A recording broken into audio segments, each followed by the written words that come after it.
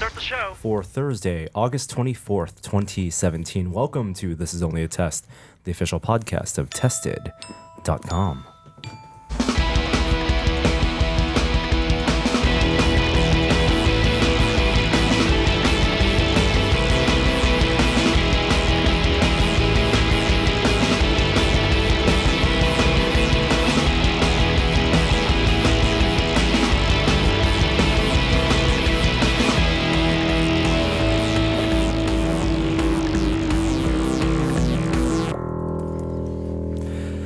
Hey everyone, sorry we're a little late this week again. We've been going through some technical difficulties. Everything you did not see before the podcast started recording was quite traumatic.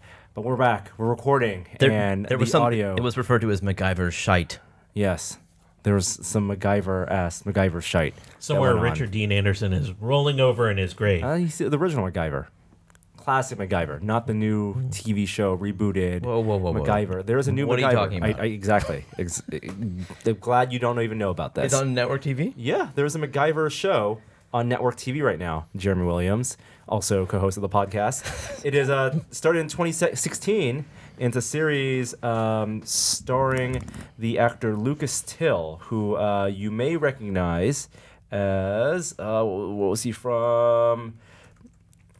X-Men, he was right? X-Men. He was Havoc? Havoc, that's right. Havoc. Cyclops' older brother plays MacGyver's. I think 2 seasons they did. You know, in theory, this is a good idea. This is a whole new generation of technology. All things new that he could combine to solve problems. It show's no good? He's a hacker? I don't know. I haven't seen it. Oh, okay. I've never seen an episode either. All right. And that's Kishore Hari, the third seat, of course, this week. Hey, how you guys doing? I'm doing great. Doing good. I'm in a post-eclipse glow. I can see that. Wow.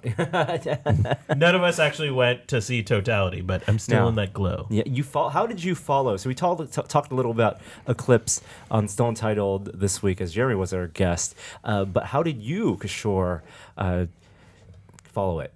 So initially, I was pretty cynical because I kind of didn't get this whole eclipse chaser, you gotta see Totality, it's a once-in-a-lifetime event situation. And it was also the first day of school for my kiddo, so I wasn't going to travel.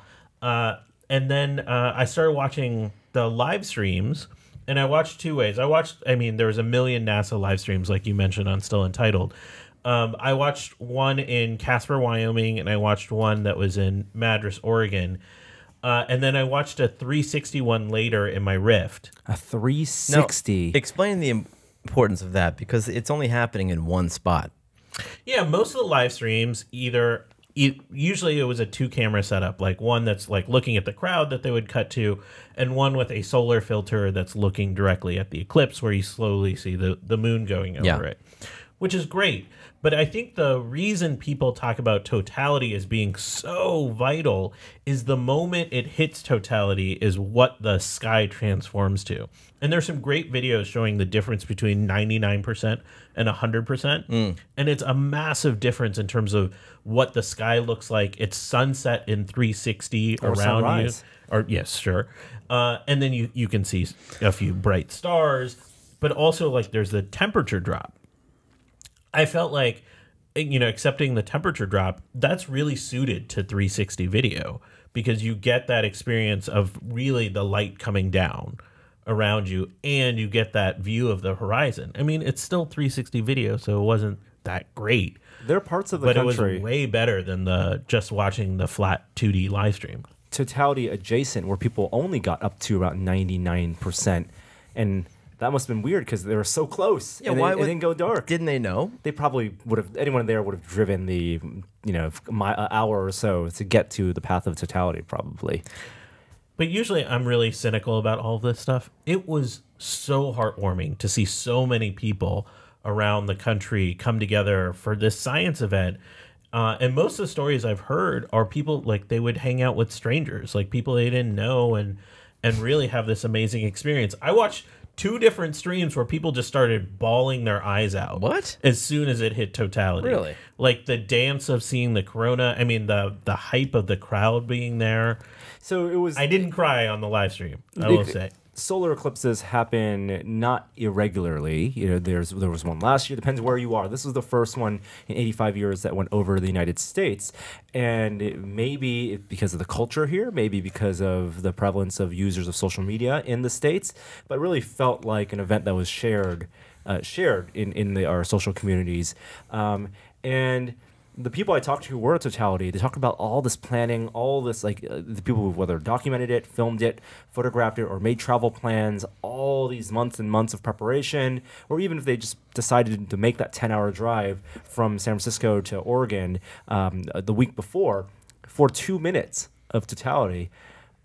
I thought it was a fine example of tantric science. Tantric science? Those are words I don't associate with each other. That's what I'm calling it. That's the name of the podcast. It is tantric science. What do you build mean? up for 2 minutes of release.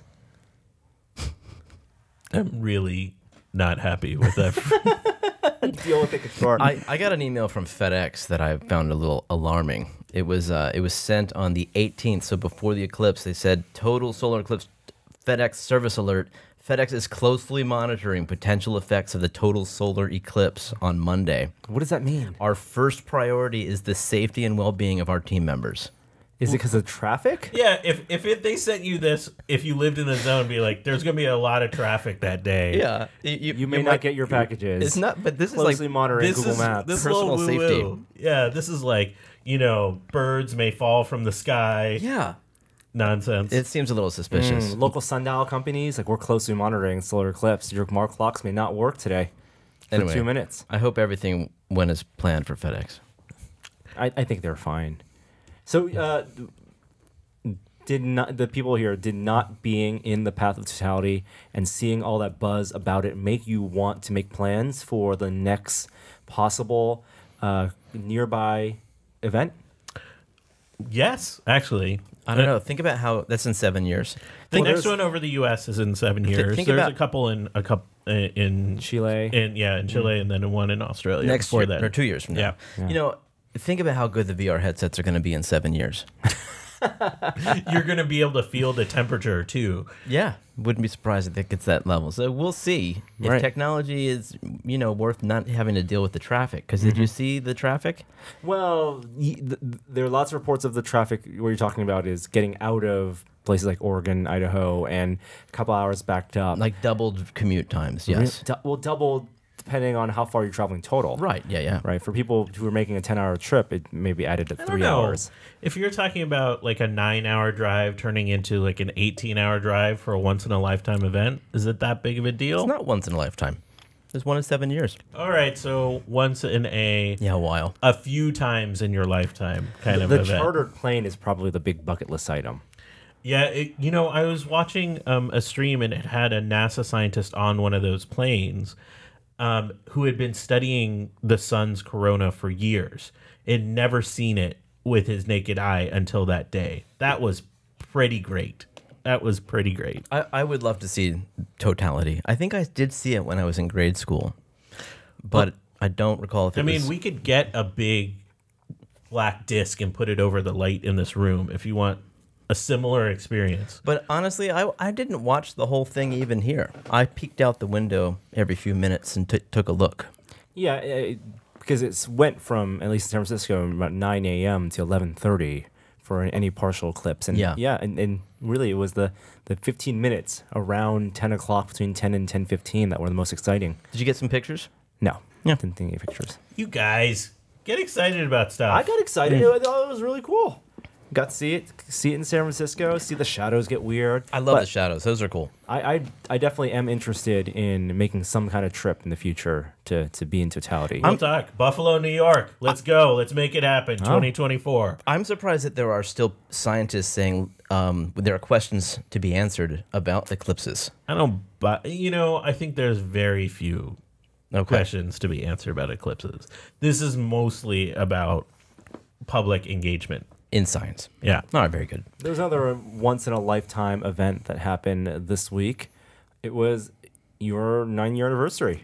It was my 9-year anniversary yesterday, which I had it coincide with your birthday. just for that I one know. time. It was a convergence. I know. It's Right. an amazing convergence. Wow. I don't Yeah. understand. Why wouldn't that be the same day every year? It is. It That's is. the It joke. is. Right. But it is a once in a lifetime event. It is. Your 90-year anniversary, my 33rd birthday. Happy Only happens Jesus at Day once. to you. Yes, thank you. And also, this year I'm not on a boat. Oh, that's right. That's a big deal. You're not honeymooning with Joey this year. I can only make that joke now because we actually went on our real honeymoon.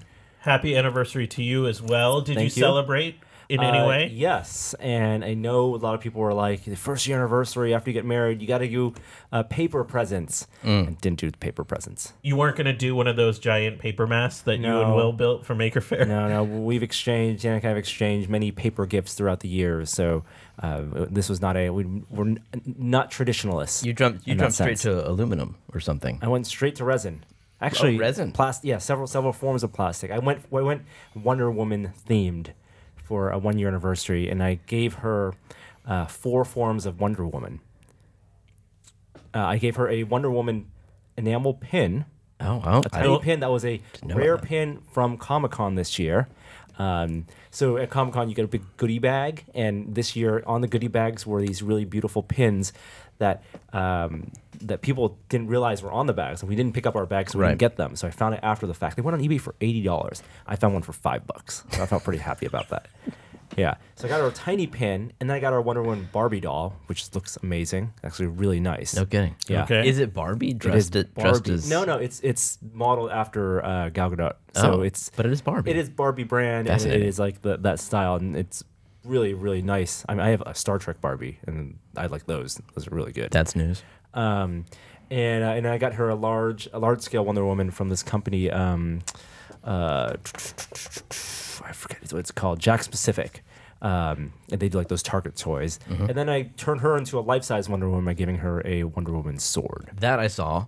That's amazing. Yeah. So you have managed to find a way to buy expensive movie replicas because you married the right woman. That's right. That's amazing. That's right.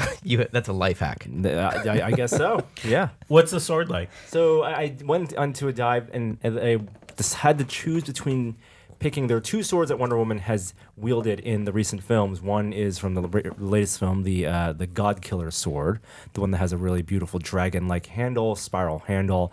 But of course, if you've watched the film, the sword does not last the entire movie. So. And also looking on Etsy and looking on eBay and the replica prop forums, that no one's made a really great God Killer sword that I was happy with. But we know a prop maker, Core Geek Creations, Eric Jones up in Washington, who has been making Wonder Woman sword from the Batman v Superman film. Also, it's a sword of Athena that she wields in the latest Justice League movie, and he makes a really beautiful one. And so, a little over a month and a half ago, reached out and commissioned that sword to be made. Cold Nice. casted. It's made of solid resin, beautifully painted, and yeah. So turned is out it great. really lightweight then? Or No, is it it has a good heft to it.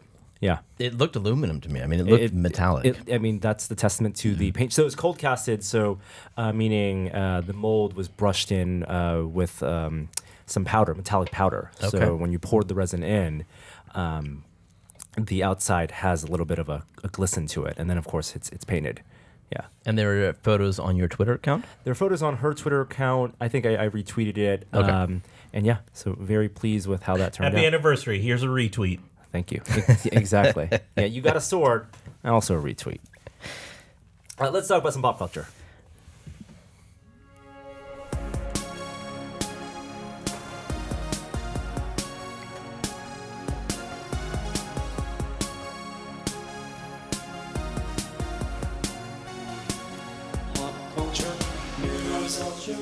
There's something I'm really surprised you guys didn't talk about last week on the show. Yes, I listened to the show. I'm not just a host, I'm a listener. And that's the announcement that Disney is going to be starting their own Netflix-like service in a couple years. And this seems to be a trend that a lot of studios, companies are following with, we've talked a lot about CBS All Access this fall with Star Trek. And I'm feeling very conflicted about this.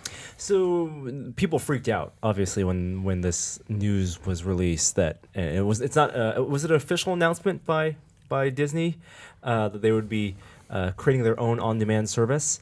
Because they were afraid, like, what does this mean for all the content, all the Marvel content on Netflix, all the stuff that's co-produced, that's exclusive to Netflix.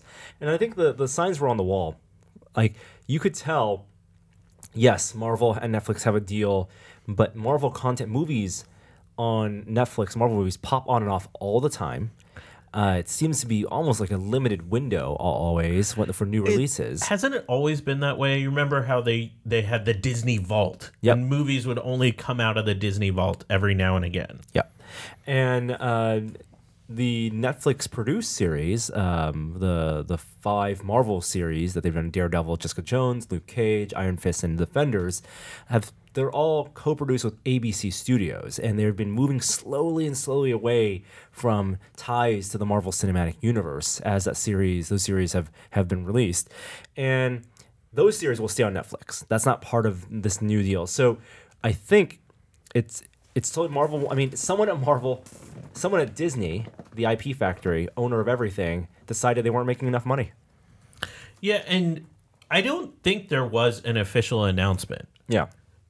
It was that what precipitated this is Disney bought 42% of a company called BAMTech, who handles all the streaming for MLB games and is considered sort of the premier streaming sports, infrastructure provider.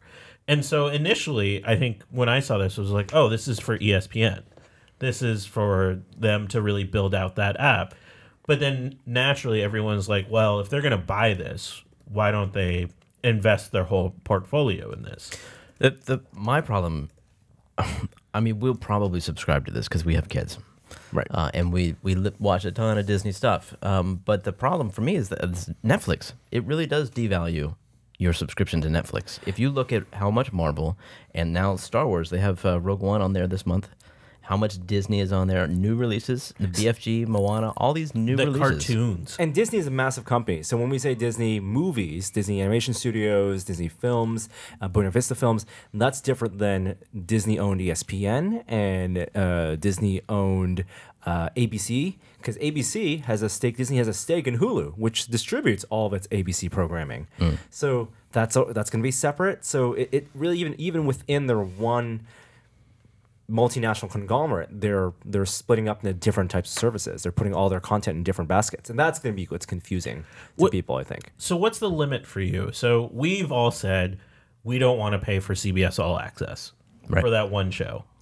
So let's say Disney is $10 a month. Yeah. Just picking some random number out of the air. Would you pay for it? I mean, is it all Disney all the time? Let's say it has the movies and some Star Wars cartoons. And what about the kind of Disney stuff. Channel stuff? Yeah, that kind of stuff. I mean, that's a huge amount of content. You just brought up something that's super interesting. Netflix is appealing to me less and less because of its library license content, which they spent maybe 40% of their budget on.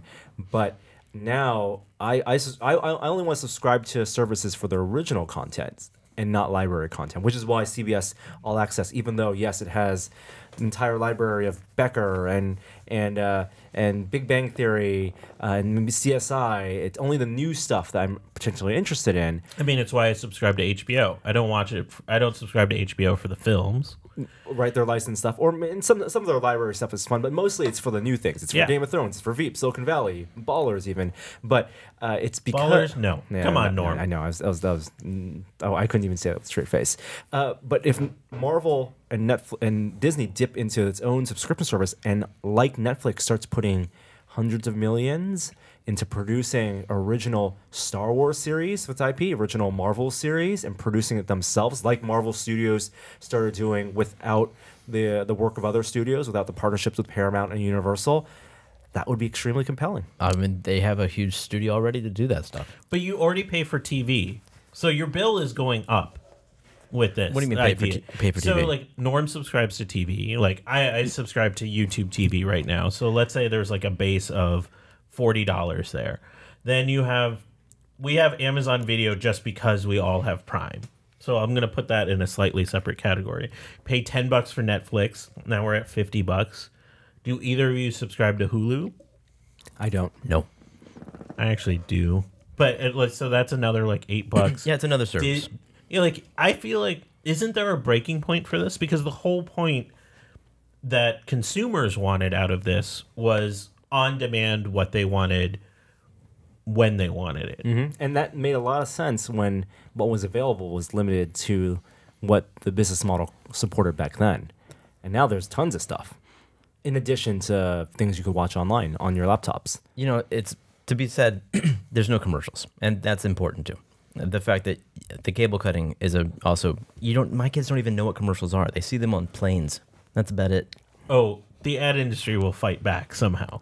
I don't know. It's too big of an industry for your kids not to know what commercials are. It's just going to take a new form. They love with the commercials. And I think you also make a good point for the demographic that's going to be enjoying this content. I think for adults, we care about new series, we care about watching, the new Game of Thrones episode when it's available, the best quality available.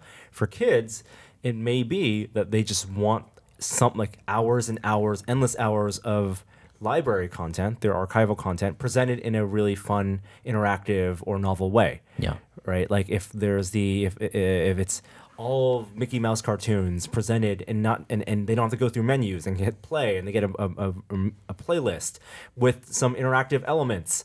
That is another way that they can build out the service. I look forward to learning more about it when it's actually announced. I see this as a bad omen for the consumer. There's few studios that have the library and capabilities of Disney to entice an entire. I'm sure they can execute, but I think it's just going to encourage more division. Like, when is the Fox streaming service going to come out? When is Would you pay for a Simpsons and Futurama? I'm okay with all that. That's what I wanted. I wanted a la carte. I hate that because it puts so much pressure on good UI on the other end of our unified, one box to unify all these services. And we have Roku and Apple TV, but I still feel like there's limitations in what we see there. And then I think the cost will end up paying more for less. We're definitely going to be paying more. And the way they're going to get you is to start with a reasonable $10 a month subscription and then add on features, 4K, HDR, 8K, multiple streams, multiple users, interactive elements, and really segment those streaming services. I'm going to say something that's going to be a little bit strange. Okay. I think we need less content. I think there's too much stuff out there. You don't think the market's going to solve that problem? Yeah, I think that's where we're heading. I think some channels are just going to collapse. Some channels that have spent a lot of money on high-profile, high-budget content will just collapse because they can't compete. Mm-hmm. That sucks. I as much as I love Netflix and HBO, I would not like to see them have a monopoly on the creative content because they can rest on their laurels too much. Shows like The Defenders, all those years of build-up, such mediocre release. Suckers. My silence is my review of this. All right, how much do we want to talk about this? No, we should pan it so people don't waste their time watching this show. See, it's one of those rare culminations that I thought was so bad and middling that it made watching the other shows less valuable. It diminished the characters. Yes, except Jessica Jones. I feel like she came out a little unscathed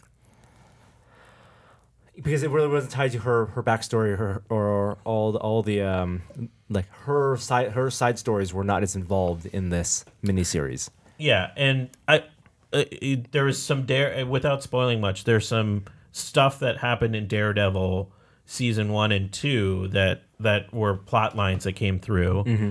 And I felt like we got a less awesome Daredevil, less menacing, less interesting Daredevil. And I think they're trying to force a little like Luke Cage, Iron Fist, like buddy because that's who they are in the comics. And so they spent a lot of time trying to create rapport with them. Yeah. And I don't think Danny Rand has rapport even with a pot sticker, let alone with like another human being. Yep. So I felt like that was a way. So Jessica Jones is the only one that didn't have this like massive tie through.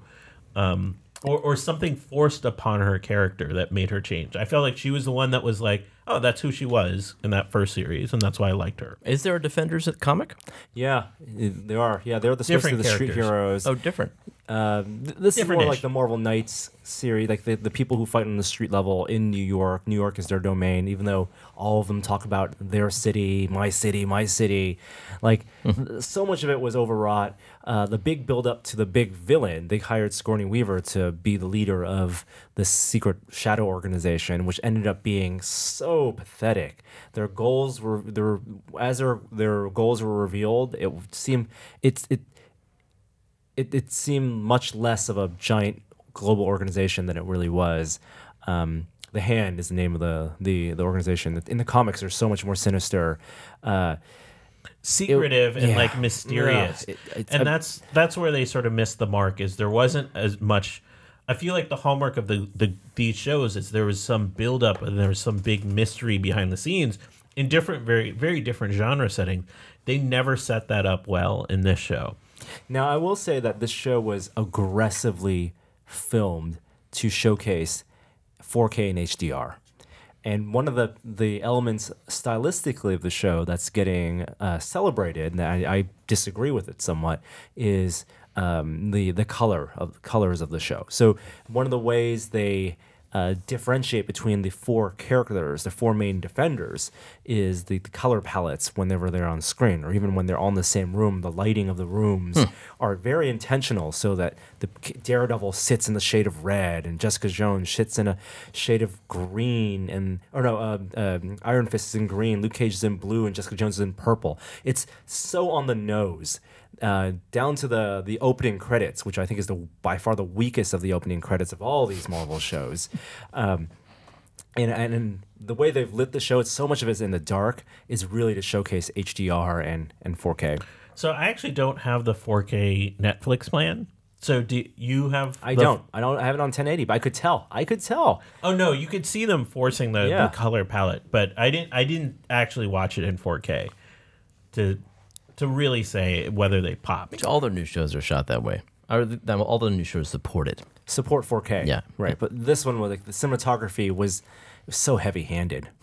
Yeah. And so much of the storytelling was heavy-handed too. Yeah. Not recommended. Wonder how Big they messed that up. disappointment. Seems like a lot of money to waste. Well, here's another thing that might be a little forced. Leaks of a potential new Star Wars film, an Obi-Wan prequel.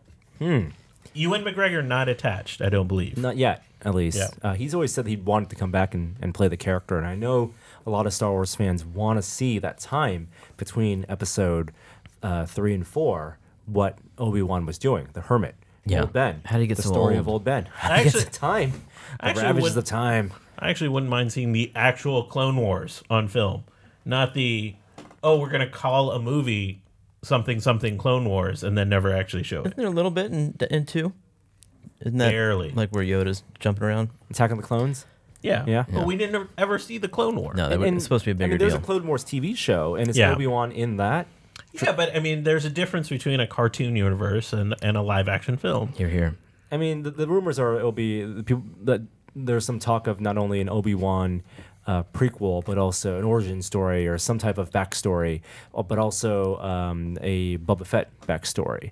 And yes, but it's all fan service. I want to see the Star Wars universe expand. If they're gonna make more movies, tell more of the universe. New characters. I don't. That's so much danger in expanding it, because they always tie in the stuff in a way that's superficial. Well, and then fan don't tie service. it in. Have it they stand alone. can't resist that. They can't, it's one of the reasons I think if they felt like they fired some of the directors they had working on the other films, because they probably strayed too far from the security of a movie they knew that was going to get people in the seats and make $1 billion at the box office. Look, the best parts of Rogue One were the parts of Rogue One where it wasn't the familiar characters. Yes. So maybe this is where having a Star Wars TV show would give them more liberties, less at stake. What's at stake every year they make, 2 years of investment in writing, production, producing, directing, editing, all the effects of movie. They're risk averse. They have a formula. As much confidence as they have in the brand, they don't have the confidence to make a movie, spend the money, $100 million, $200 million to make a movie if they aren't confident in making $1 billion back. So that's really unfortunate. Part of the appeal of the first 3 was the special effects in a way that I feel isn't as impressive anymore because you just feel like anything is possible. And I feel like back in the day, they had this relationship that Pixar always talks about how technology inspires art and art challenges technology. And I wish that we had that again in some way, shape, or form. You feel like they're on separate tracks. I just feel like, anything, you can do whatever you want now in CG. Sure, it costs a lot of money, but the possibilities are endless. Whereas before, it's like if Lucas wanted to make Imperial walkers come across an icy planet, it was like this immense challenge. And how do you do the spaceships and the motion track cameras and all of that? I feel like that came together to create an experience for the moviegoer that I haven't gotten from the new Star Wars films. Well, is it partially just being gun shy after the prequels, the 1, 2, and 3, just too much CGI? Yeah, maybe. Being invested into it? Imagine if they had they took the risk and had the gravitas to make a Star Wars film and say 0 special effect shots.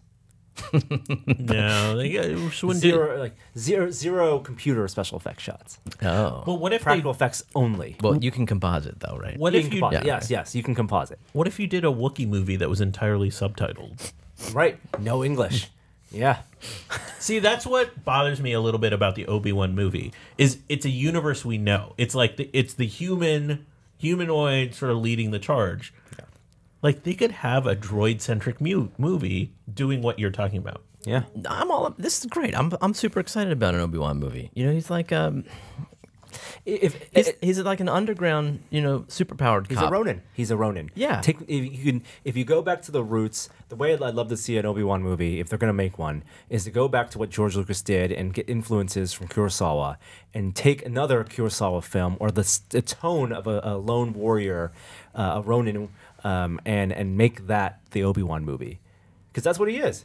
He has no master. He's lost. He's in a desolate world. He needs no master. He needs to navigate. That's right. And he can't reveal himself.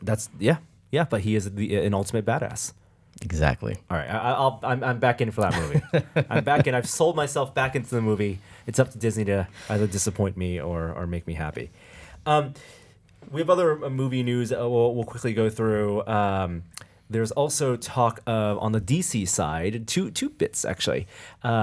Joker may be getting his own standalone movie. So my initial reaction is like, nope, no thank you, no. And then, here's a fact I heard, that it's not a Joker movie. It is a Joker-Harley romantic comedy.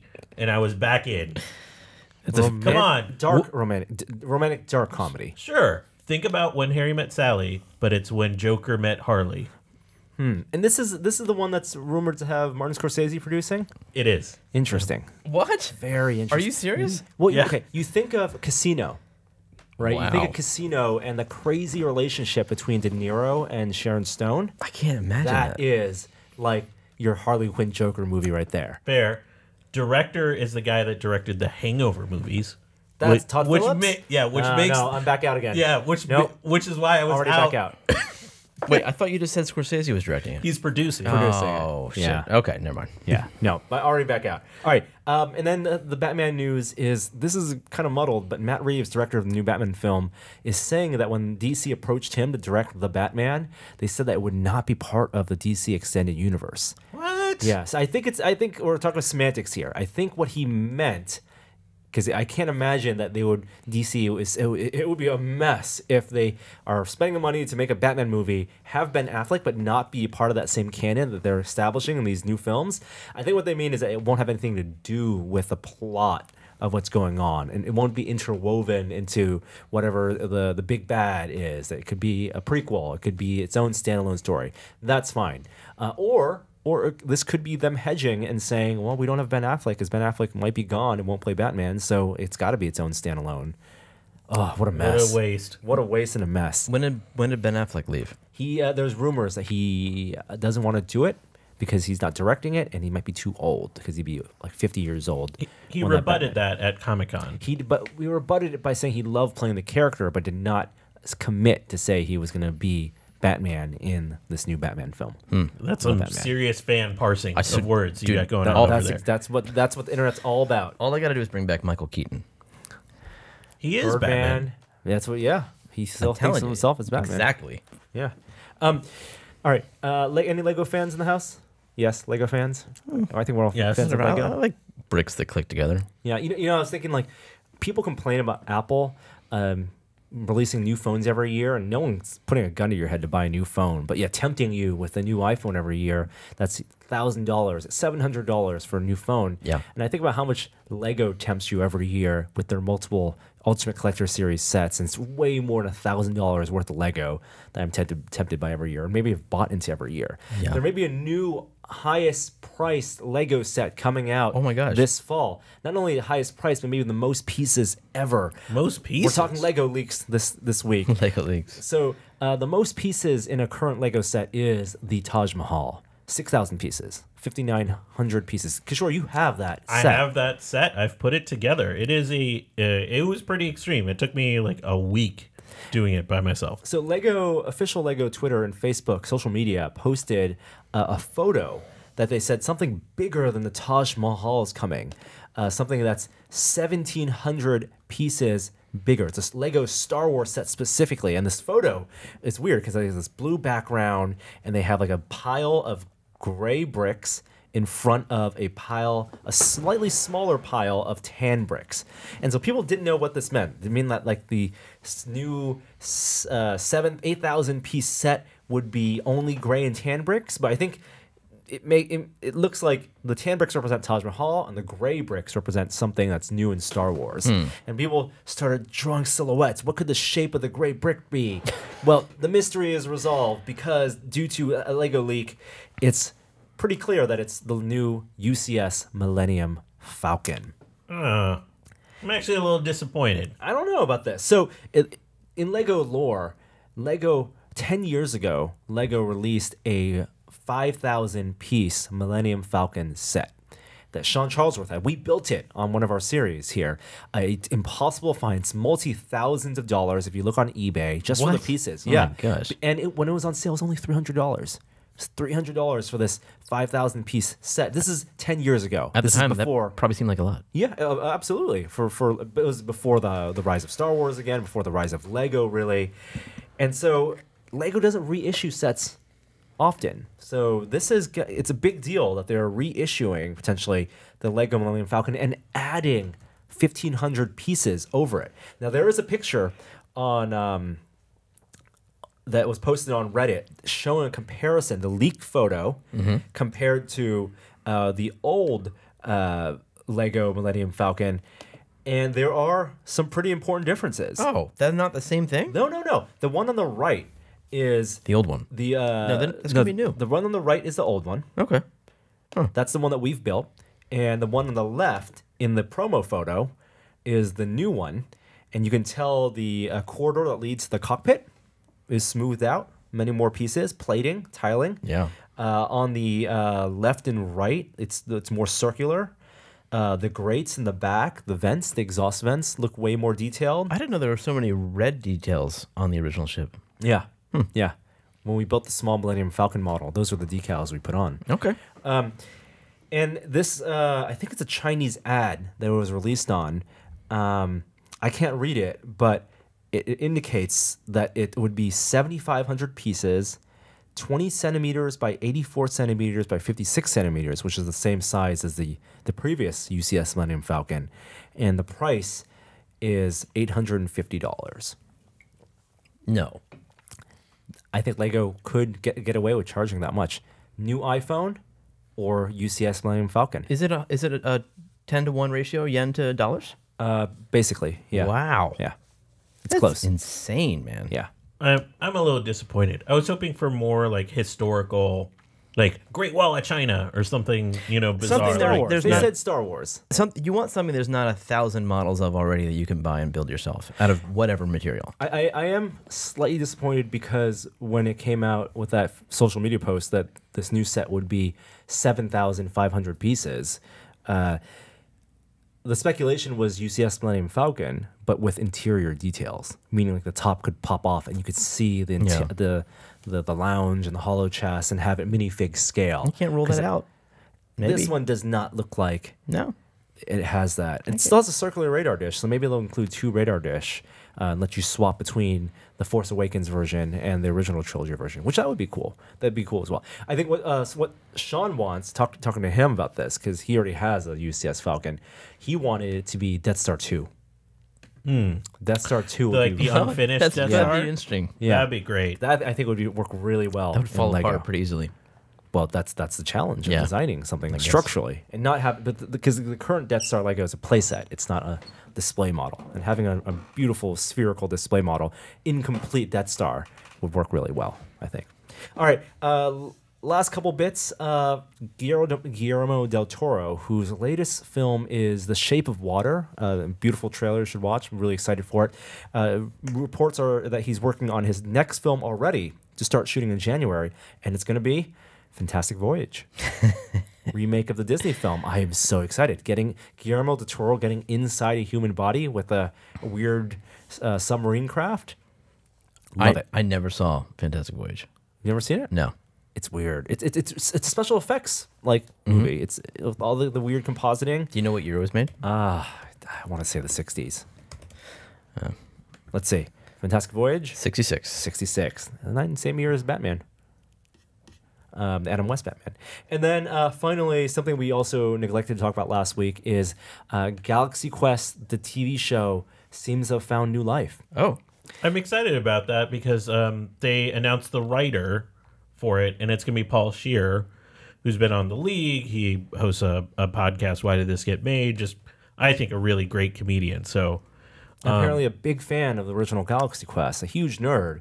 Paul Scheer, along with Aziz Ansari, were a human giant. I want to say the comedy troupe, and they announced Amazon has officially announced Galaxy Quest TV revival is back. It was in the works, reported a long time ago with the original cast. Alan Rickman unfortunately passed away, put this on a hiatus. But maybe the resurgence of sci-fi comedy. We have Seth MacFarlane's The Orville coming out this fall. If that proves to be a success, they may give some ammo for the production of this Galaxy Quest show. Without Alan Rickman, I feel like they should just reboot the whole cast. I Don't don't worry about Tim Allen and Sigourney Weaver. I think it'd be fun to do a Galaxy Quest Next Generation. Where Galaxy Quest was a parody of the original series. Maybe. Make this about their parody in that universe of the Next Generation. And just get Tim to like guest he's like an alien. He's the exactly. Kirk. Yeah. He's the Kirk of that world. I guess that could work. I think they'd have a lot more success if they get the original cast. The only problem is You it's can't get the original cast. enormously expensive. Of course. Yeah. Yeah. You gotta get Tony Shalhoub. You gotta get Tim Allen. You gotta get Sigourney Weaver. I don't know what Laredo is doing these days. The actor for Laredo, the pilot. And then a couple recommendations. You guys watched the trailer for Little Evil, which I hear is good. Yeah. You know, I don't know how that ended up on the list. It's something worth watching. It's a Netflix original movie, which is a horror comedy about a guy who marries a woman and he adopts a stepson, and turns out the stepson may be evil incarnate. Yeah, it stars Adam Scott. It's pretty hilarious. Like, he goes to the trailers focuses on a support group, and he starts talking about his kid, and they're like, I think your kid might be the devil incarnate. You know, it's just funny. I think it's a parody on those, like The Omen. Yeah. And Annabelle, is that the one that's out right now? that has a horror shared universe. It did very well. It's directors of the film Tucker and Dale vs. Evil, which if you haven't seen, that's is a great movie. fantastic. Also a farcical take on the cabin in the woods type horror That was story. Alan Tudyk, right? Alan Tudyk, that's Alan right. Tudyk in so many great movies. It just seems the trailer appears like it plays off how evil and strange kids just are, just innately, and then I gotta ask your question. Like, you have to ask a question as a parent now and then. Like, are they evil? You're projecting so much, Jeremy.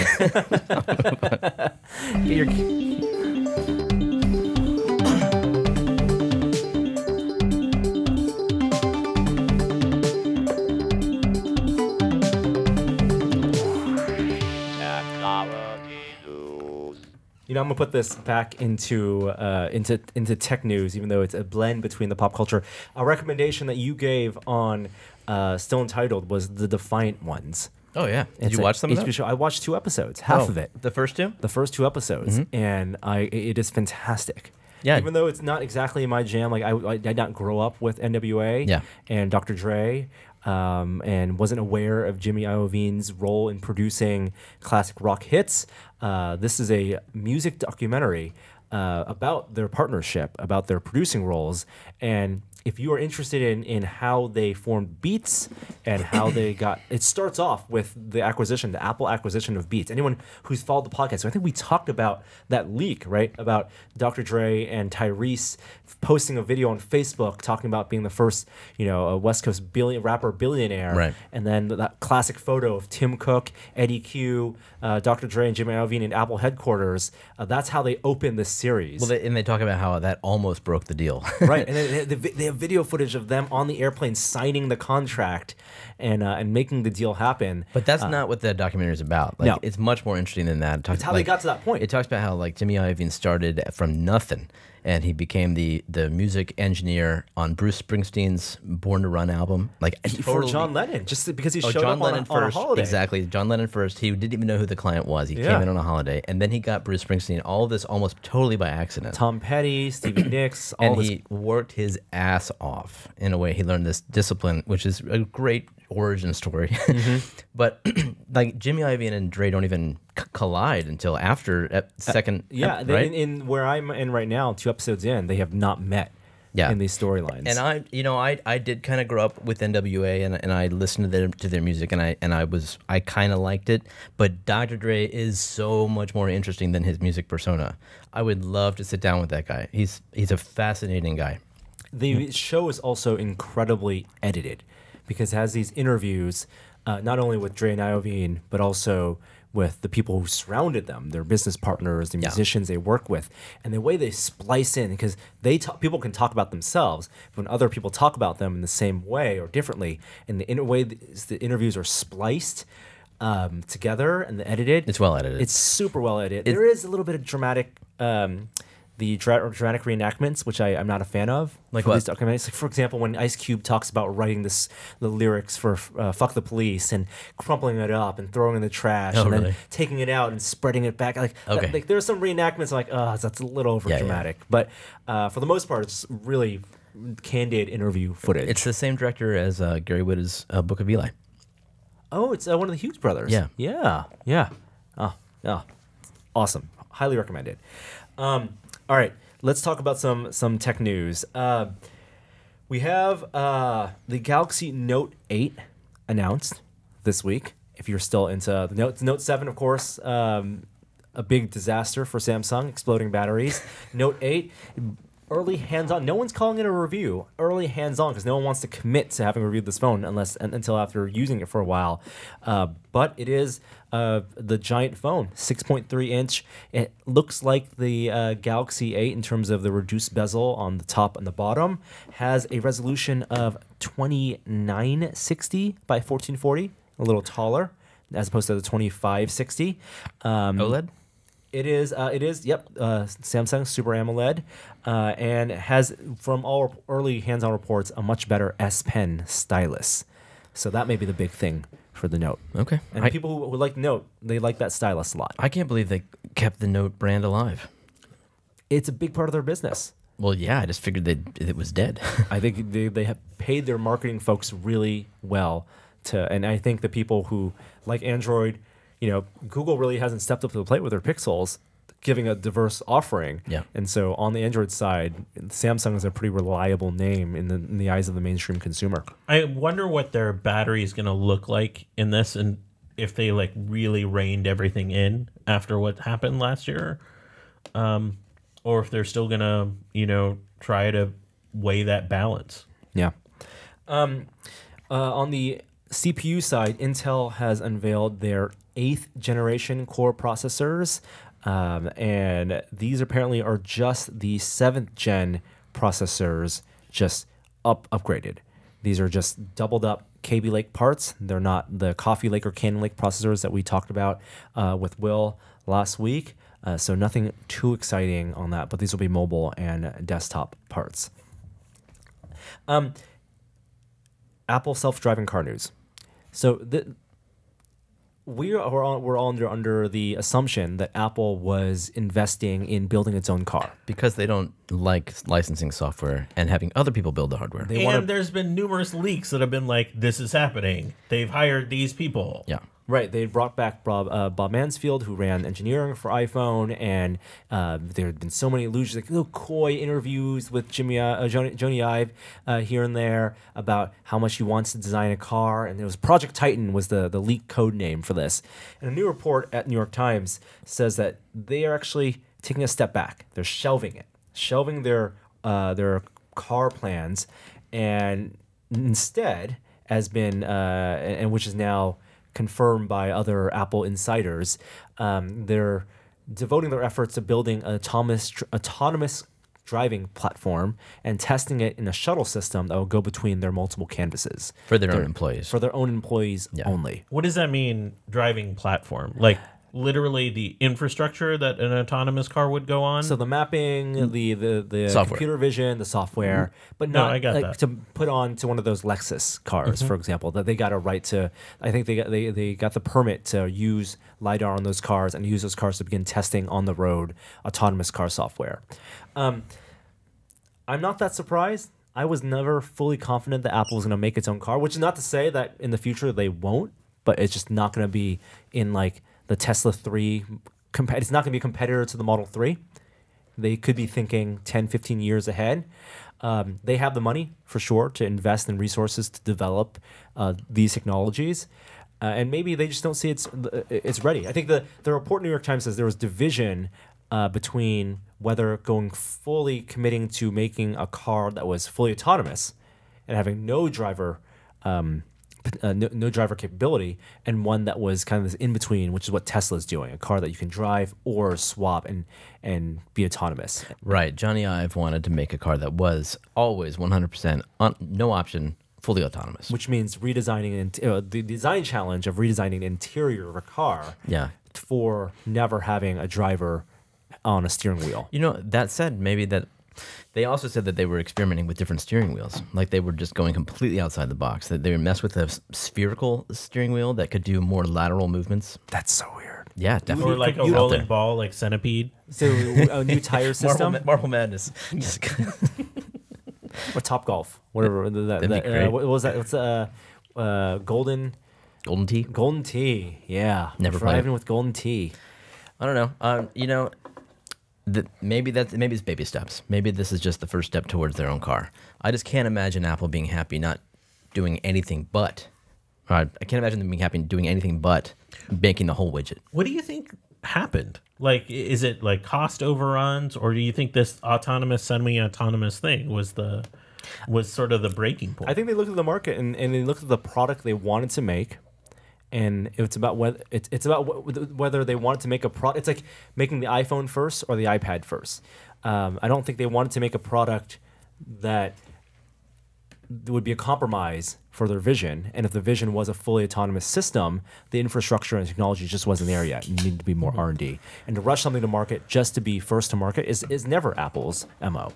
No. Right? I think there's too many assumptions people make about how easy it is to make an autonomous car because we don't have them yet. You know, I mean, not really. And I'm under no illusion that it's easy to make these things. I just wonder, like, maybe they just realized that right now it's not a nut that's worth cracking, that you got to wait another 5 years before you even really can do it right. What a position to be in where, as a technology company, your investors and your shareholders and the media at large isn't happy unless you reinvent the wheel every couple years. You just got a notification. They make so much money on their iPhone now, but that's their business. And I think when people talk about being at peak Apple or Apple in its decline, it's not that iPhones have stopped selling. They're still making more money than ever. They're still growing.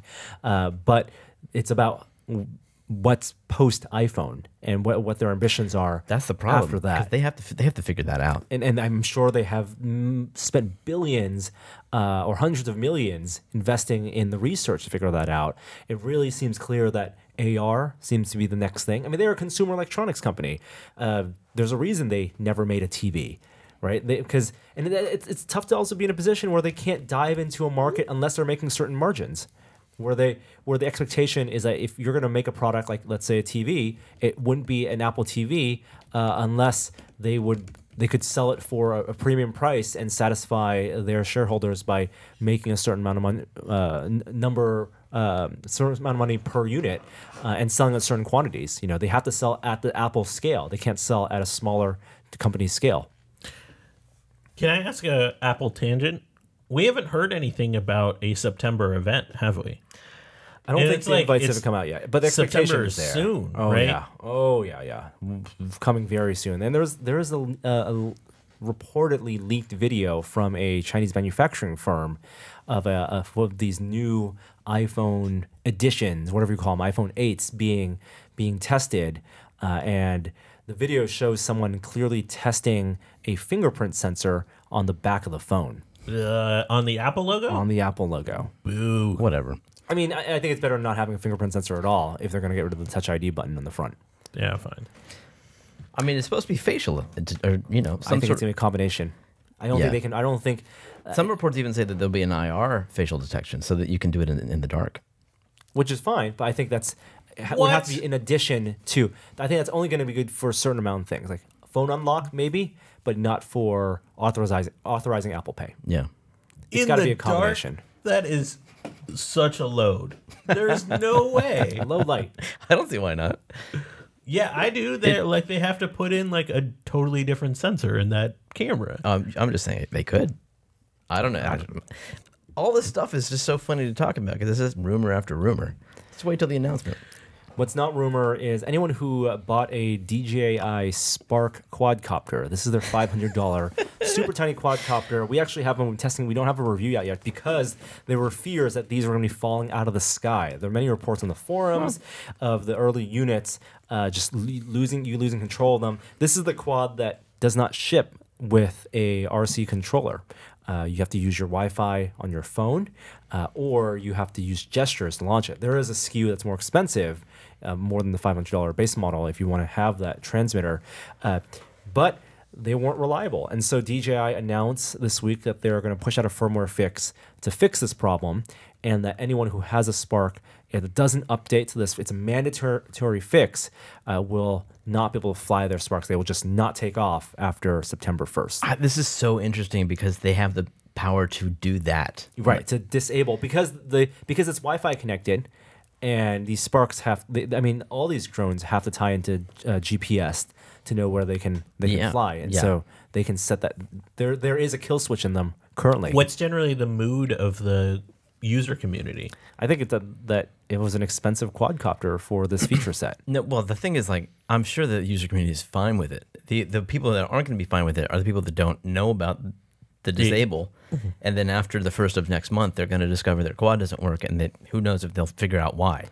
So it's a messaging problem. Yeah, exactly. But you have to register for the DJI app. You have to register your account to download the app to fly it anyway. So they have your email. So they'll find a way to pop it up in the app and get you notifications. Maybe somebody's using it with an iPod Touch, right? Or they don't have the cell network and we don't Wi-Fi. There's going to be some weird edge case. Yeah, I mean, I don't know how many people who spent $500 on a flying camera don't have that type of internet access. Yeah, I hope there's no problem. I just think it's interesting that they actually have this kill switch ability, that it doesn't require a firmware update to add that. Like, it's just in there. And somehow it's always in contact, so they can set a date and say it's disabled at that date. Other disappointments in technology. We got a Google Fi user in the room. We have a AT&T user in the room. Oh yeah, who left I was his way too excited for that. Left his grandfather plan. Yeah, grandfather unlimited plan. Because I wanted a hotspot. Because you wanted the hotspot, that's right. You didn't want, and a relatively new Verizon user. Turns out the Verizon user, aka me, may be in for the worst deal of the bunch. All the networks start bringing back their unlimited plans earlier this year. So unlimited plans starting at like $120, additional like $20 per phone line. It was rejoice in the world. You didn't have to get grandfathered in. You could actually get hotspot and unlimited tethering. And well, unlimited isn't so unlimited. It was never fully unlimited. Once you reach data caps, they would always slow you down. Same with the AT&T. Now There are even within the name unlimited, there are multiple unlimited plans for Verizon. I don't understand that. I barely understand it myself. So if you sign up for a Go Unlimited, a basic unlimited plan for Verizon, starting yesterday, yeah, $75 a month, which is a very fair price if you assume it's unlimited. You are capped to 480p streaming on your phone. How do they know what you're streaming? Because they know where the traffic's coming from. That's stupid. Yeah. No. Yes. Netflix, YouTube, 480 streaming. This is the opposite of network neutrality. They know where the data is coming from. So, they will say all your traffic from YouTube will be capped at this bit rate, and if YouTube service, you either get stuttering video, or if YouTube doesn't scale you down to 480, that's what YouTube will do. What if you VPN? If you VPN, they can't tell where you're going. I don't know how that will work. And what if you stream from some source that they haven't figured out yet? You get HD from that? This is the stupidest thing I've ever heard. It's what they're doing. Yeah, it is 480. Okay. Yep. And you don't get guaranteed speeds at that price point. You have unlimited data. Yeah. But if your network is congested, you will always get capped. But that's pretty standard. No, you would only get capped if if you had gone past like 20 gigs. Oh, I know. Oh, then they would throttle. They will throttle. Now you're gonna get throttled if there's any peak load. Oh boy. No. Yeah. It only gets like worse than there. You pay more if you want 720, but your hotspot only gets 15 gigabytes of full speed if you use a hotspot. So you don't have unlimited full speed hotspot. If you turn your phone into a hotspot? If you turn your phone into a hotspot and you travel a lot, you only get 15 gigs, which for some people 15 gigs a month is fine for travel. But for me, I use a ton of tethered internet at high speeds, and I would hate for that to be throttled. Existing unlimited subscribers are grandfathered in. I got a great email from Verizon saying they were making my plan better. They're not. They're absolutely not. My wife is out shopping for a phone right now and needs to talk to me at this direct moment because she's about to buy a phone. So I'm going to hop off. Oh, you're actually doing this? Yeah, I'm going to actually do this. But apparently... You want to do it live on the podcast? I don't. I really don't. All right. But it seems like going with a Verizon Unlimited plan, not the way to go. It's not much better on the other networks plans either. AT&T is also doing a segmented unlimited plan. They're calling theirs Unlimited Choice, Unlimited Plus. So data restrictions are happening. The fact that anyone who has a Verizon Unlimited plan on their phone, not their tablet, on their phone, will never get higher than 720p streaming on their phone based on whatever technology they use. Wait a minute. The highest best tier doesn't offer more than 720p? That's on your phone. On tablet, you get 1080. On phones, 720. Wait, a tablet with a chip in it with a SIM card? A tablet with SIM card will get 1080. That seems entirely arbitrary.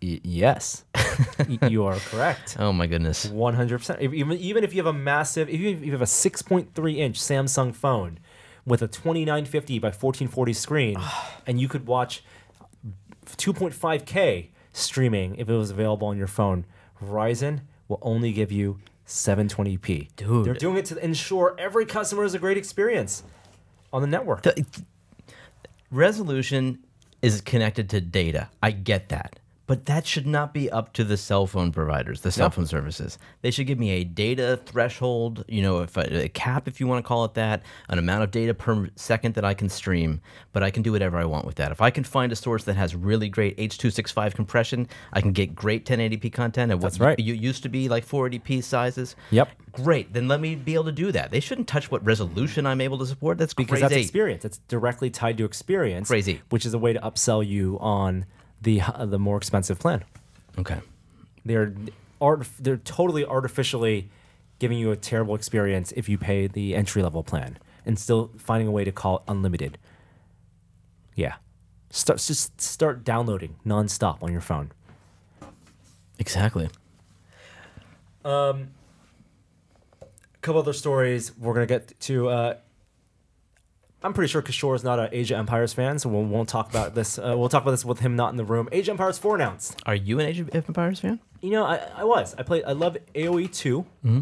When did that? I mean, AoE came out like 99, 98. Yeah, that sounds right. Age of Empires 2 was that perfect mix between Civilization and Warcraft. And there were a lot of spin-offs. Like my favorite game of that genre is of that epic RTS genre is Rise of Nations, which I think did the best job. But the new Age of Empires is going to be made by who is it? It's Relic.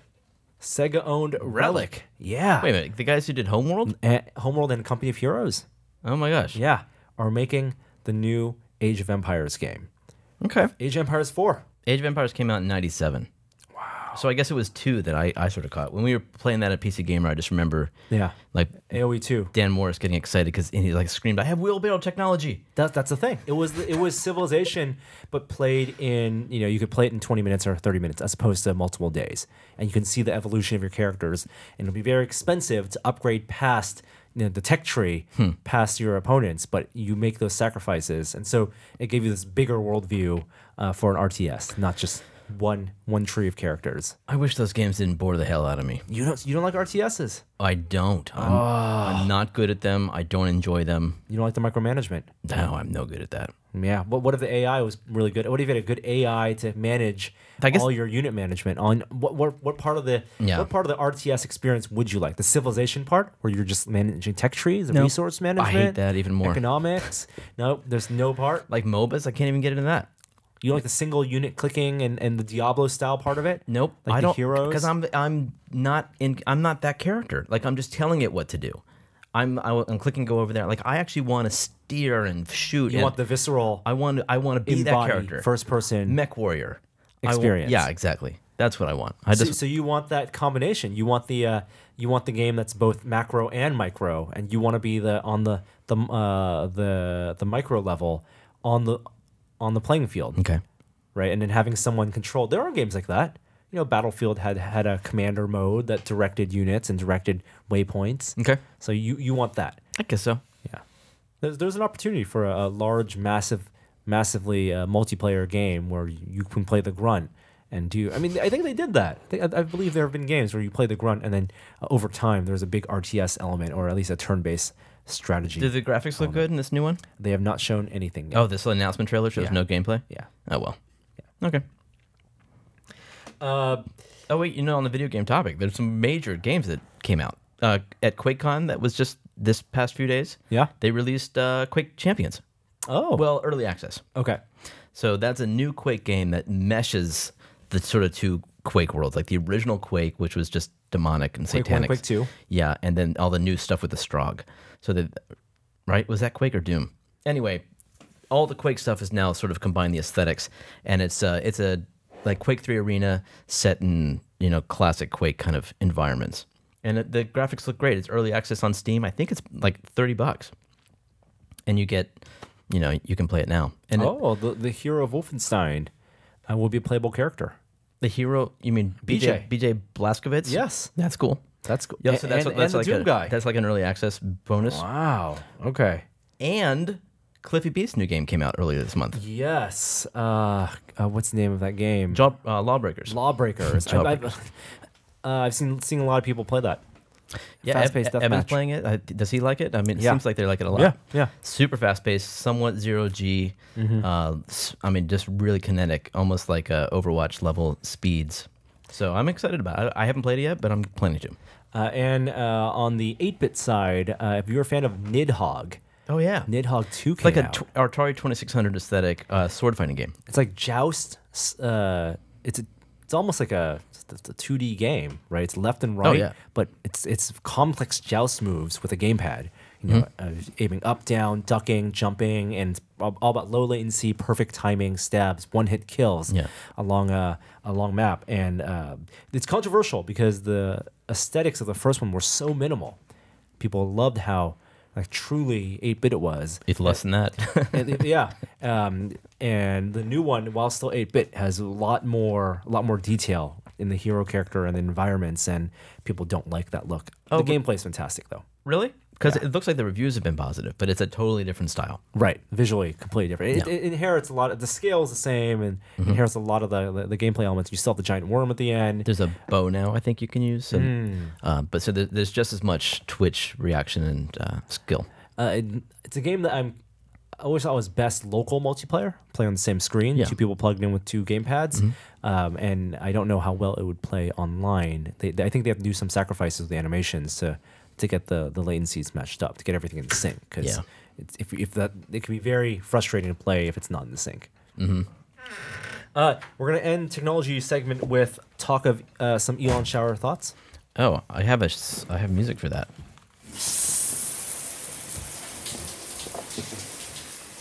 And so we enter Elon shower. I picked the wrong time to walk back into this podcast.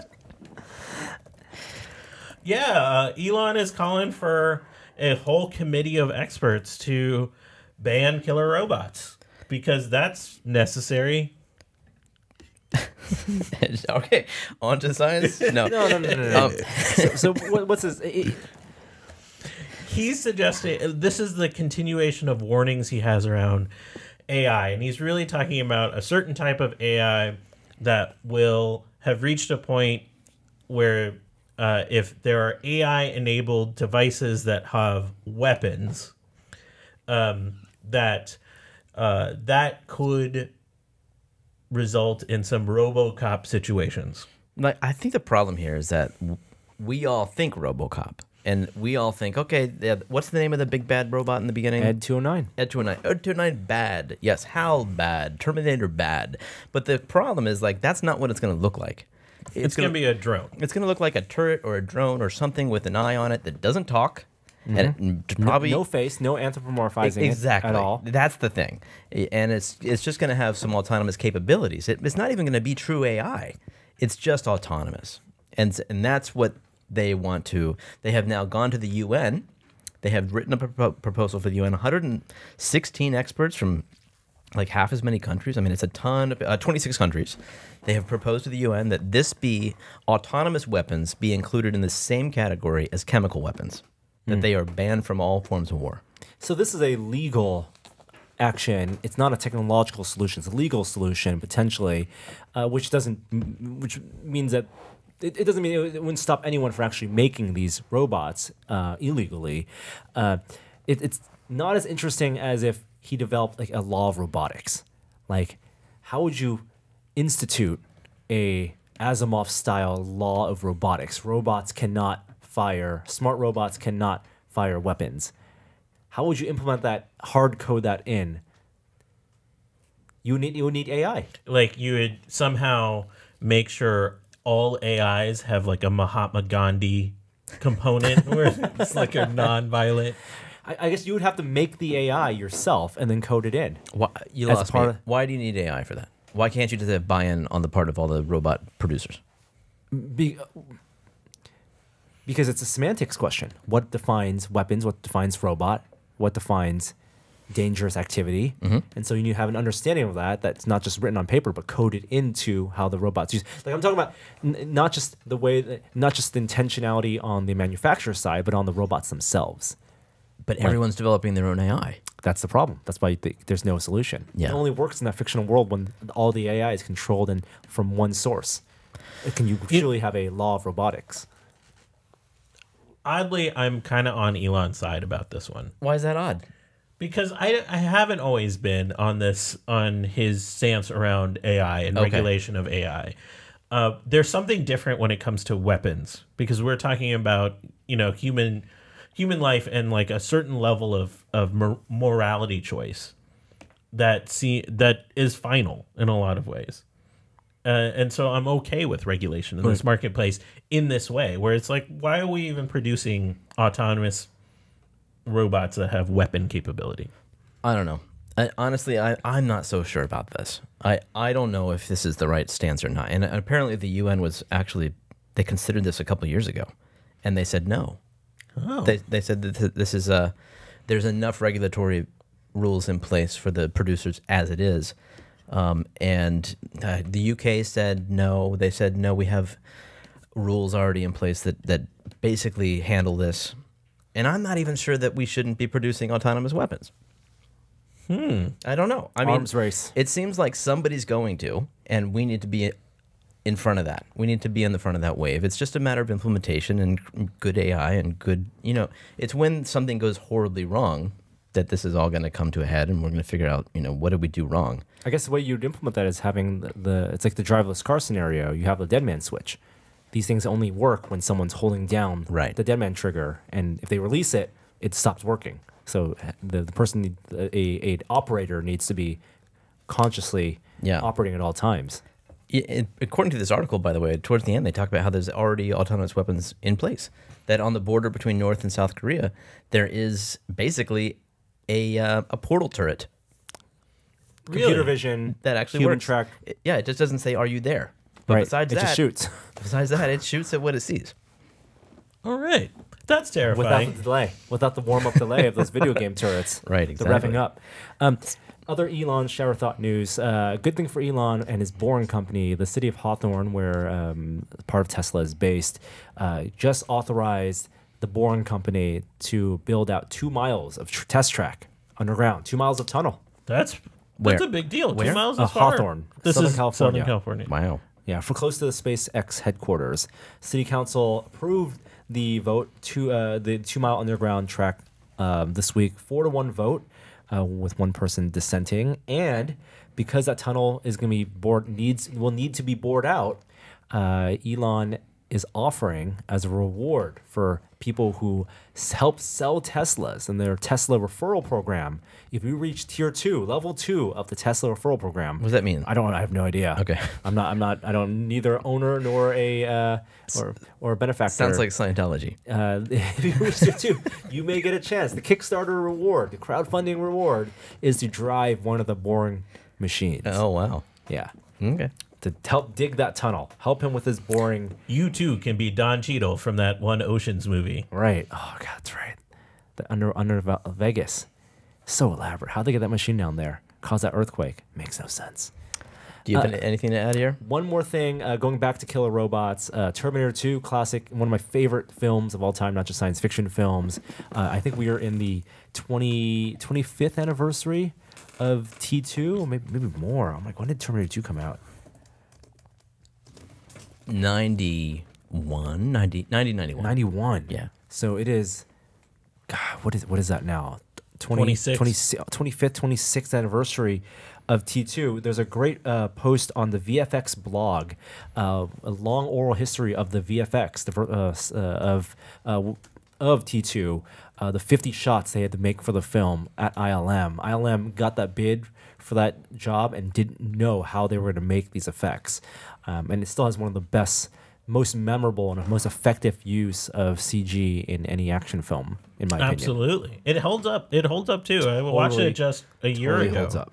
Have they redone it for re-releases? So they've done. There is one new re-release, an anniversary edition of T2, and James Cameron didn't exactly do George Lucas and doing a special edition, but they did more of a Blade Runner. So, for example, in Blade Runner, when one of the replicants crashes through the windows, you can clearly tell it's a stunt woman, and they went back in their final version and composited a face on. Oh. They did that for I believe, for Arnold, and when he's riding a motorcycle, when it's clearly a stunt actor, and then they put his face. That's not that bad back then. in. Not that bad, and then they as long as they didn't change any of the iconic things like the coming through the helicopter window or the police car chase or the hedge maze thing. The 90s were good, man. So much innovation. Are we ready to progress? Yes, we are. Because there's something in there we don't need to do.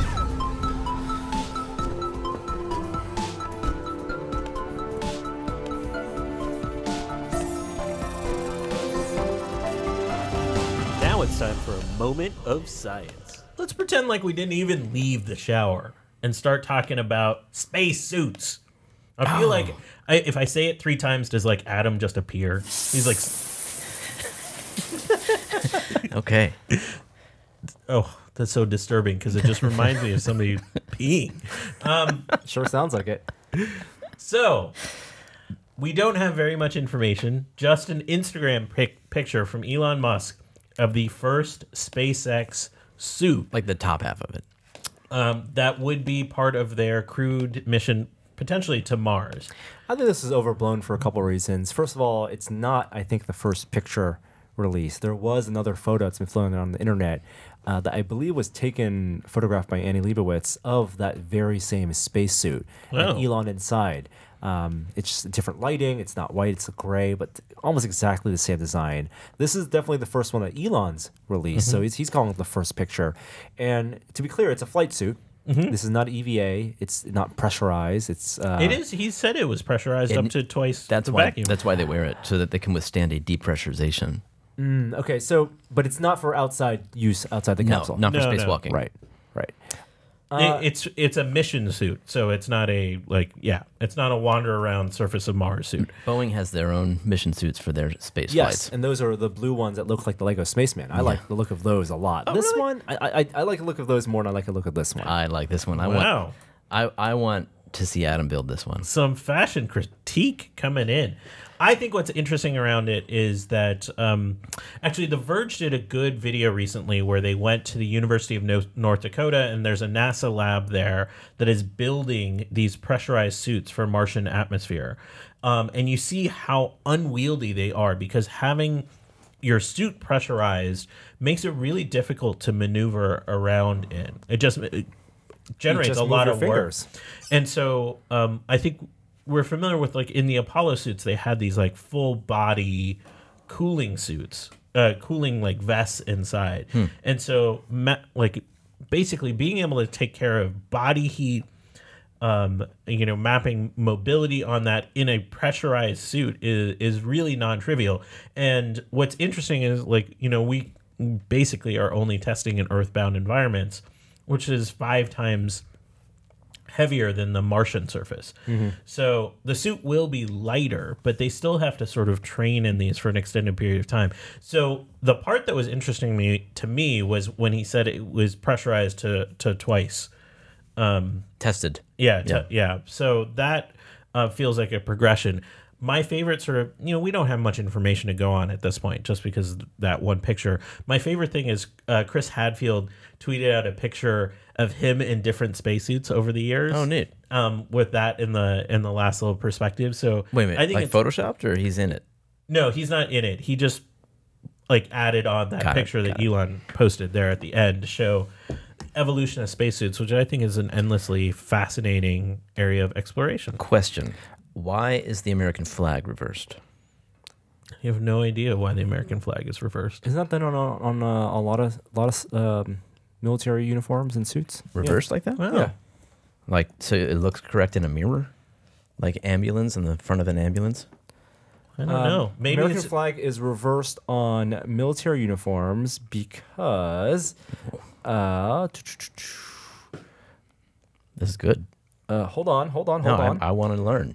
It's because on a flagpole that puts the stars on the left-hand side next to the flagpole, that's the most prestigious position. On an arm patch, if you're looking at it differently, the flag must face forward. what? So it cannot be seen in retreat.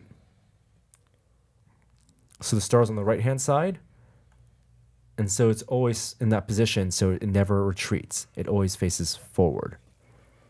That seems a little bit arbitrary, but I guess it is a little bit arbitrary. The fact that the word forward is used here. because the blue field of stars should always be in the highest position of honor. Oh. So the blue parts, the stars are always front, just like on a flagpole. so the on a stars flagpole, they are toward the flag. Interesting. Isn't it pole. whatever way the wind is blowing on a Yeah, it's- flagpole? because it's always toward the pole. So it's always going to be at the highest hot.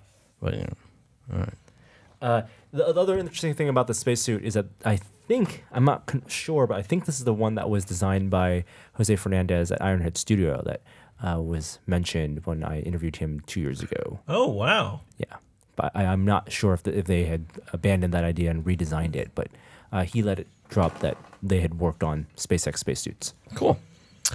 We begun the podcast by talking about a couple anniversaries, and there's another one of note. It's Voyager's 40th anniversary. Bum, bum, bum, bum, bum, bum, bum, bum. No, not that Voyager. Not that Voyager. The probe that is the first thing that we have ever really sent out of the solar system. Wait, it can't be 40. Only 40. Is it only 40? Yeah. Wow. Okay. Voyager 1 and 2 were both sent, and there's a PBS 90-minute documentary coming out. Radiolab this week was on this topic. We were at an event a couple weeks ago, a lot of the tested team with Adam, where David Peskowitz from Boing Boing has been doing a reissue of the Golden Record that was on board Voyager 1, replaying bits of that, all of that human information that was encoded on that one disc. Not just music, but photos. Yeah, just all like all of this information. Like there's math sequences on there. There's like etched onto the actual surface. There's also there's a mathematical map of where the Earth is. Exactly. So it's an anniversary really worth celebrating, and I believe there is like within about 8 to 9 years, somewhere around there, we're going to lose contact with Voyager. So even probably after the human race has gone extinct, Voyager will still be out there. They'll find the Borg. Well, sure. Are you talking about V'ger? Yes. We talking about V'ger? Okay. It's not the Borg. Yeah, it's not the Borg. Well, in the non-canonical fiction, yes, it is. Oh, jeez. Even that's too nerdy for me. Norm has gone too far. Carbon unit. But what I think is interesting is I think there's like some sort of contest about messages we want Voyager to say, like in current times. I'll put a link to it. It's interesting. Is our connection with Voyager two-way? It's not, right? It's just one. No. I think this is just sort of like a human, I didn't even know, but we were still receiving signals from it. We are for another few years. And what do those signals indicate right now? I think it's really just where it is. Wow. I have to look into that a little bit more. Do you know how many light seconds away it is? Light minutes? I don't. I believe there's a site that can tell me. It would be substantial. I bet it's a half hour or so, maybe more. Yeah, it's got to be more. Let's see if Google knows how far away Voyager is. Voyager 1 is 11.7 billion miles away from Earth right now. Holy cannoli, man. It's only going 38,000 miles an hour. That seems slow. Pick it up a little bit, Voyager 1. Pick it up. Oh, wait, there's a PBS documentary. Yeah. Were you going to mention this? I did mention the PBS documentary. Oh, good. All right. It's a 90-minute one. I think it premieres this week, depending on what market I'm looking you're forward in. to that. All right. There's one existential question that's been on my mind for decades. And it's really one that I think most people have asked, and it's really, why do horses only have one toe? Whoa. Think of a horseshoe. Just one toe. It just has one toe. It's a really important existential question. So the reason the question exists is horses are descended from like dog-like creatures that had somewhere between 2 and 3 and in some cases even 4 toes. So why would they have developed one out of that? Like evolution doesn't be like, yeah, I don't like that toe. Get that toe out of here. That's the way God wanted it.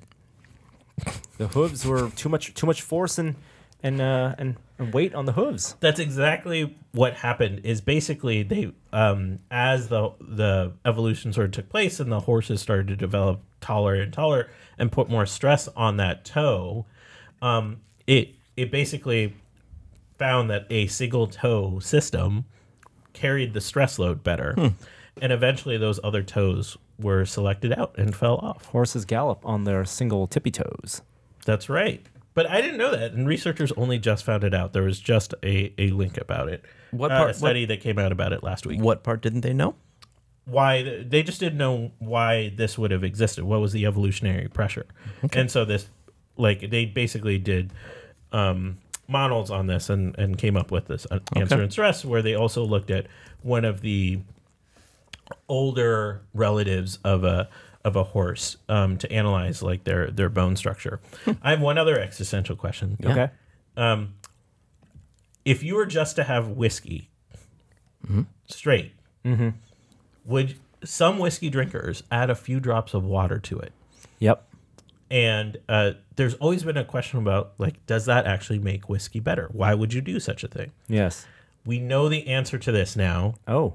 Researchers from, I think, Finland, I want to say, I got to look that up, answered why. There is a active ingredient in whiskey, a flavor-bearing compound called guaiacol. I'm going to say that wrong. But essentially, it's interesting because it both has a hydrophobic and hydrophilic component, meaning it both likes and dislikes water at the same time based on the ends of this special molecule. But it also bears a lot of the aromatic components of whiskey. So a lot of whiskey is diluted in the bottle before you get it. They add water to it. And they found that at a certain concentration of dilution, that molecule comes to the surface in the ethanol in the whiskey. And below that concentration, that molecule sinks to the bottom of the whiskey. So you're looking for a right concentration of water, and people just have found that from the bottle, adding a few drops per shot will get you that concentration. It depends on the whiskey a lot. But yes, adding a little touch of water generally brings that molecule to the surface. And to be clear, if you don't add water, you're saying your last sip of whiskey from your glass tastes different than your first? It's an aromatic, so it comes to the nose, Yeah, fine, right? but So it tastes different. It'll smell different. it should smell different if that molecule has really sunk to the bottom and you're not just consuming it.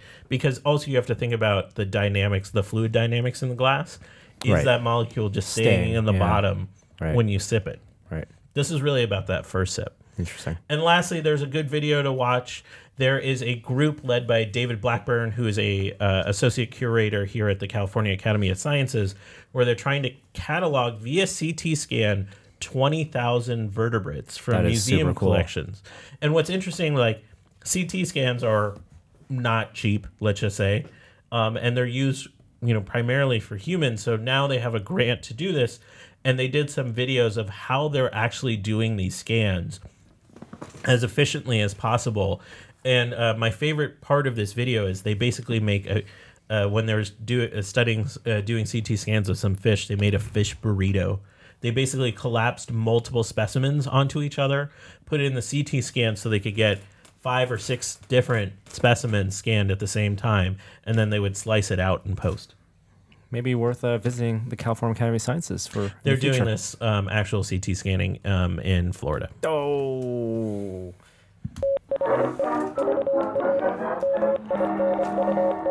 The VR Minute. Virtual reality this week. Love it. All right.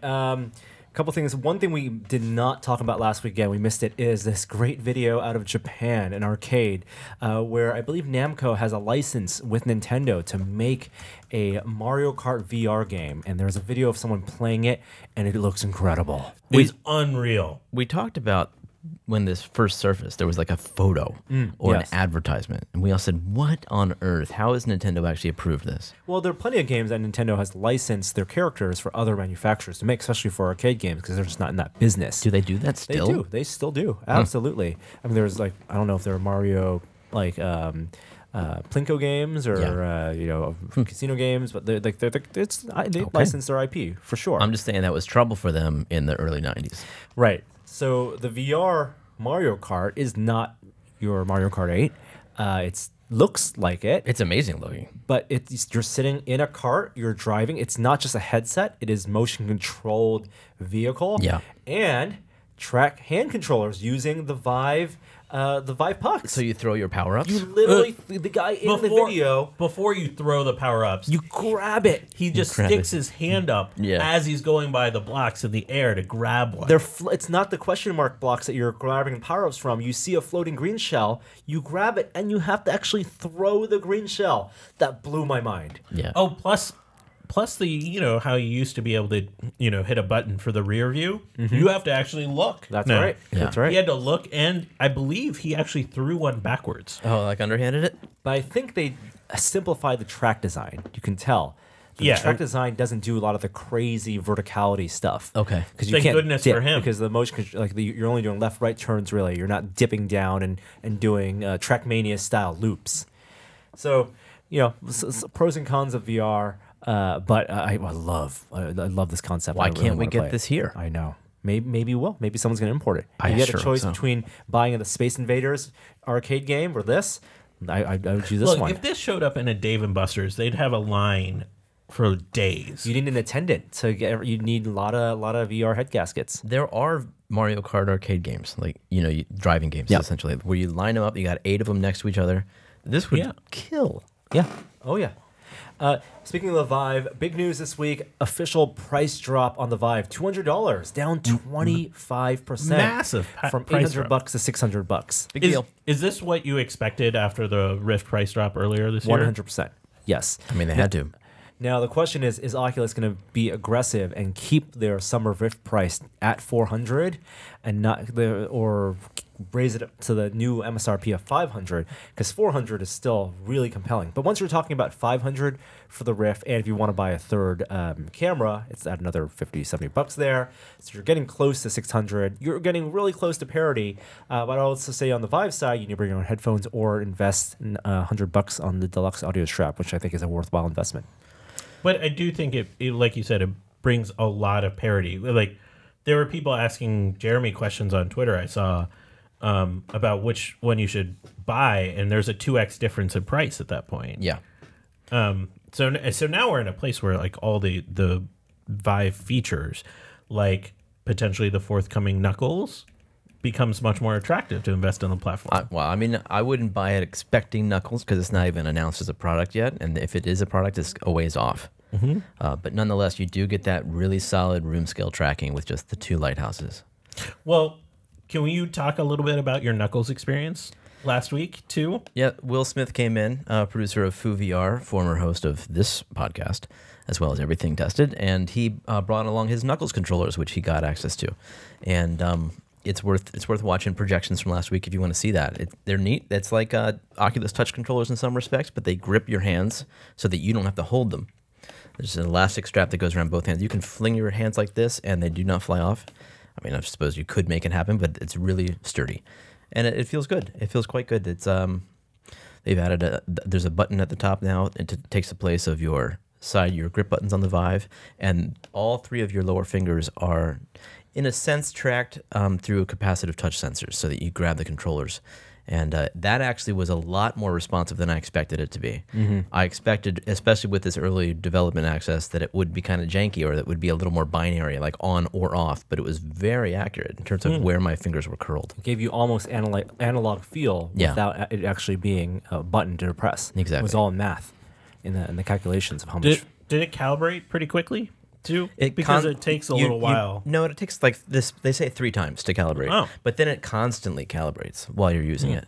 And I didn't notice any problems. We had problems being tracked because we were 3 in headsets we were in and- Foo. Yeah. So there's a lot of obscuring.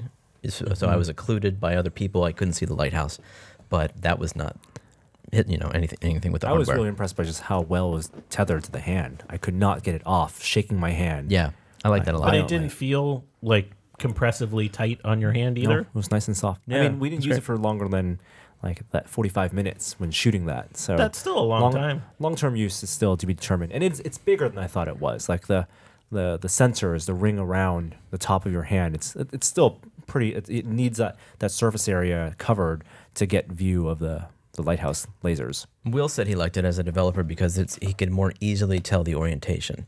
With the official Vive wands, they can be held in multiple ways. So when you're trying to track a hand based on that orientation, you're not always sure. Something we didn't get a chance to test, and I want to talk to Will about, is how well you could use a keyboard while holding those controllers. Right, like with the touch controllers, you can drop them, You can drop them, and they fall down because they're tethered to your wrist. Yep. That's an interesting question. Oh, there's Yeah. no strap on these? No, there's no strap, and once you're tethered on, the idea is that you don't want to remove them. So if you, for example, knew your keyboard, where your keyboard is, like, can you actually comfortably type with your keys? Because the grip is on your palm the whole time. Yeah, I wonder. Yeah, you have to type maybe have your hands elevated to type the keyboard. So, safe space. Will isn't here. How was Foo 2.0? It was, I think, really trippy for Jeremy. Well, Jeremy, you had Will's avatar, so Maybe I shouldn't have taken those drugs beforehand, man. The trippiest part for me was coming out, actually. I mean, it's really neat to be in VR with people who are in the same room as you, Yes. who are in the position in the real world as they are in VR, that's weird because you hear them. We weren't wearing headphones. Like I hear you, but I see you in VR. I kind of acclimated to that pretty quickly. But what struck me the most is actually coming out of VR and having that experience of entering the real world again. And they were still there, but the world changed. Like, and that to me sent it home even more. So Fu is definitely interesting. And I don't, it's just like any other location-based VR experience that's multiplayer. It's fascinating to combine multiplayer. To combine social with VR. I think one of the interesting things about social is when you're in, an environment socially having conversation with other people, whether it's in a office, a bar, or even we're podcasting, there's a lot of downtime where you're just listening. And what do you do with your hands and your body when you're not listening? Well, we have natural poses. We fold our arms, we put them on our hips, we touch our face. There are all these things. You can't do those things in VR, even with the Knuckles controller. You're always constantly aware that your hands are being tracked and your hands have to do something. And maybe folding your arms is the most natural thing to do, but IK doesn't work great with that. So the natural social resting pose is something still to be solved, I think. Is that just something that'll come with time? Because after you wear the Knuckles controllers for a while, you're just going to find a natural position to hold. And it might change the social experience because there are a lot of social cues that when you're talking, you gesticulate. And yeah, you gesticulate when you have these controllers, whether you're holding wands or touch controllers or the Knuckles controllers, you're still gesticulating. But it definitely changed the way you communicate, especially the way you listen and the passive aspect. And Will said that they actually include a lot of code in their engine that just adds little movements to your fingers if they're idle, just like little tiny things that happen that you're not doing as a person, but create a better illusion of something living for everyone else who's with you. I call them reveries. Yeah. The stuff that I really picked on was, and you talked about it briefly in the video, was just the mouth movements being mapped, because that was what in big screen and some other social VR experiences, that's a really big social cue that has been missing from a lot of VR social experiences. So, the thing, like if I were a developer, the thing I would want to focus on is getting that fake eye tracking better. Like that to me is where I constantly get lost, where the illusion breaks for me. And I like that the solution to that is to have the eyes connect to points of interest dynamically. Yeah. To people that are talking or objects of interest in the room. As compelling as Fu is as an engine, even that eye tracking, the fake eye tracking was not enough for me. I want to play with even more. Like I want to see, because there's more movement in natural eyes than there are in anything I've seen. Yeah. And tracking is the best way to do it, but until we have it, I want to see like looking between pupils, like constantly, like darting between one and another. I want to see like looking off in a distance just randomly. I would want to experiment with that a ton. I think there's a lot of innovation left there that's you could have for free. Couple final things. There's a funny video KFC put out. KFC, I don't know if this is a real consumer thing, but they released an unlisted video of a VR escape room experience that they're calling one of their virtual training labs, and it's very job simulator like. Floating hands, dipping your chicken and taking it out of the bag, dipping in batter, deep frying it. But I don't know why they made this, and if it's actually something that people can download to use. But it's a KFC VR simulator. And then final bit before we wrap up the show. Skyrim and Fallout 4 for VR have release dates, and so does Doom. All the Bethesda VR games, and it's going to be this year. We knew it would be this year. We just didn't know when. So Skyrim for VR, November 17th on PSVR. Doom, December 1st on PSVR and the Vive. And then Fallout, October 12th. That's soon. So they are sticking by this Vive exclusivity. And no one knows what that means yet. And I've asked Bethesda, and they have not responded. And everyone's assuming if it's like every other Vive app, it will work on the Rift. If it's if it uses OpenVR, Steam VR. But they keep saying this in a way that every other developer doesn't. Yeah, maybe they just aren't going to make it easy to use with the touch controller, something with the interface, with the touchpad. The fear is they could lock out the Rift if they spent the engineering hours to do that. Right. But by default, it wouldn't be. So we'll see. And I think that is it for this week. Okay. Thank you guys for listening out there. We'll be back next week with another podcast. We're going to be, if you're in the Bay Area, we're going to be down in Santa Clara this weekend at the Crunchyroll Expo. We're going to have some of our props and Getting your costumes anime there. on. That's right. I won't. No anime cosplay for me. And on the site, we have a couple series that were just launched. We have a video from Simone's trip to CERN. We have some stuff from Adam's Cave. He shows off a new Blade Runner blaster. He's very excited about because it's an untraditional Blade Runner blaster. And for the tested community members, we filmed some unauthorized commentaries that you'll see in the coming weeks, as well as some build projects. We built a small papercraft Kiki's Delivery Service model kit, which was really fun. And then we also, the people in this room, we built a Star Trek Enterprise kit. There's also a video of you and Sean building this thing that I'm holding in my left hand. Yes, Demaxion 20-sided Earth. Not exactly. It's a very cool little project, especially if you have a laser cutter. Yep. I'm going to be at Dragon Con next week. If you're there, say hey to me. You love Dragon Con. I love it. My favorite con of the year. We will not have a projections this week. I do not believe so, but we will have some fun stuff to share next week that we are embargoed on. Yes. Ooh, look at that. All right. You got an outro? From Will D. Hi there, I didn't see you. Oh.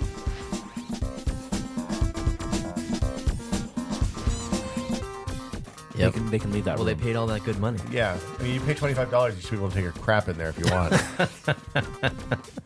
That's going to be an outro bit. And it was.